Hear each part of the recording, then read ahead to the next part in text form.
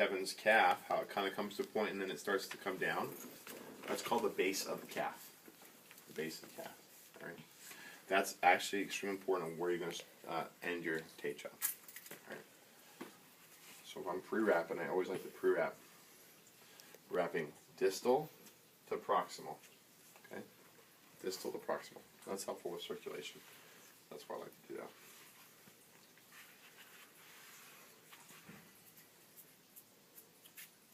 That's easier to get. And pre-wrap, you're just kind of covering over.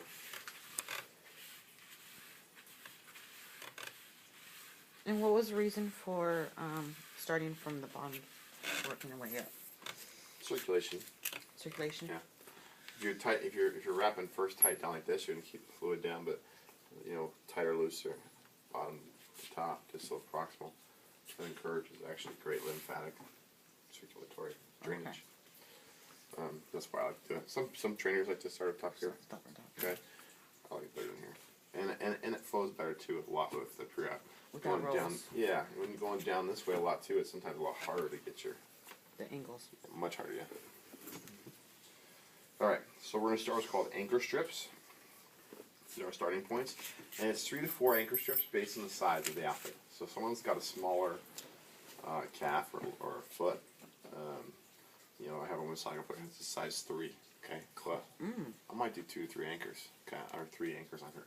With someone like Kevin, or let's say a basketball player has got a size 19 foot, I'm going to do like 3 to 4, okay, or 4. So start at the top here.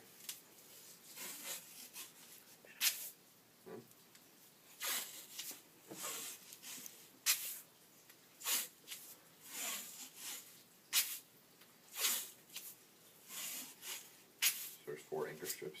We'll do foot. And the next thing we're going to do is called the stirrup. Stirrup. I'm going to ride horses in here. No one's ridden horse in here?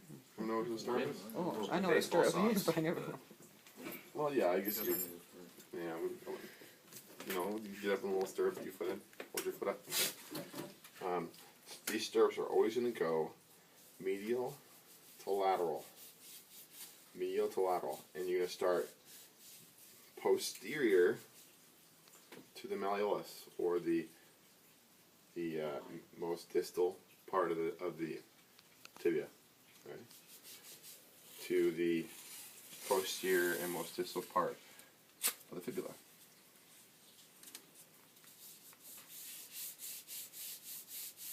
You see how that looks? On both sides. Okay.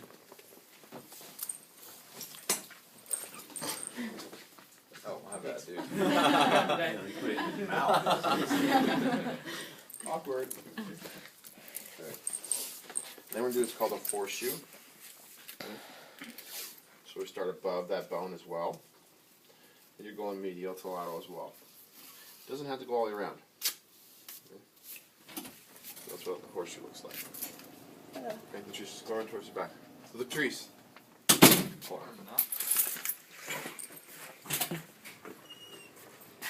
Just go around towards the back. Yeah, of course I'm here. Good game. Come on. Hurt my feelings. Okay.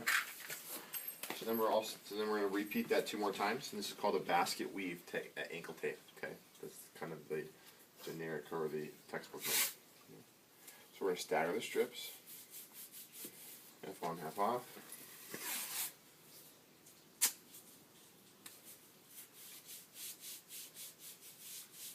Okay. And do another horseshoe.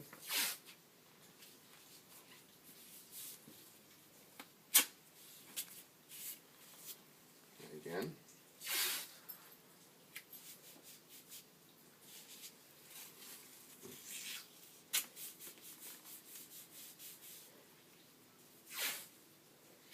So see how I totally covered up the distal tib and fib? Let me see that. That's extremely important in stability of the ankle. So that's why that's asked to make sure that's very important. Alright. The next parts of the tape job is probably the most difficult parts of the tape job. It's called figure 8 and heel locks. Okay. This is where everyone gets screwed up. This angles and all that other stuff, which is a big challenge, alright? I'm going to start with figure 8, and this is something I picked up in undergrad and college, because I actually started at the training college as you guys are too as well, learning how to tape. And so when I went to undergrad program, this is my instructor showed me that it was like so much easier. It was like almost like a light went off. It was like so easy. So just start medial with your figure 8, kind of like a modified stirrup in the front, and it just goes under the foot, over top of the foot, on the back of the ankle, and then it finishes on top. See how it looks like an 8? Everyone see that? I'll do that again. Okay. Only gotta do one of those. And it goes here, under, over top, around the back, and finish. It's that easy and nice, that lays. It's just that's my opinion, the perfect way to lay that as from an angle perspective. And the next is a heel lock. Now we have a medial heel lock and a lateral heel lock. Okay, medial heel lock is basically where it's going to go to, and the lateral one is the same way. And we're doing a total of 4 heel locks. So 1 figure 8, 4 heel locks. The medial heel lock starts, actually, no, I'm going to draw this on here. I want you guys to, with the heel locks, I want you to imagine there's a large X. Top of the foot, a large X on the bottom of the foot. That's where your strips are kind of going. Okay. So for our medial heel lock, okay, we go right there in the middle of that X. Okay. Then we go under the foot. Look, it's crossing the X again. Okay. We're on the back of the ankle, and then on top. So see how that looks?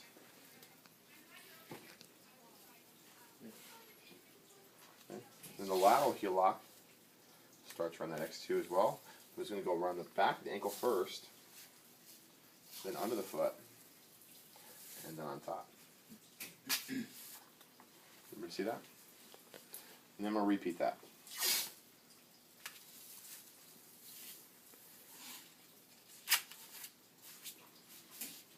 You repeat it twice even when you're not demonstrating, right?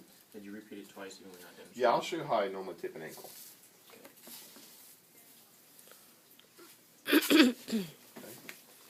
So that's a total of 4 heel locks. And then basically the bulk of the tape job's done. Now we're just making it pretty, because when you look pretty, you play better, okay? These are called pretty strips. Here. They're terrible holes here, foot up, you know that? And we're going to work way up the foot. Just kind of clean up. See up here. Do we need to do this like when you're timing us? So? Okay. That's done. That's what the ankle should look, the tape job should look like when it's done. Okay. What's the time for this sort of time, right? 2.5 minutes.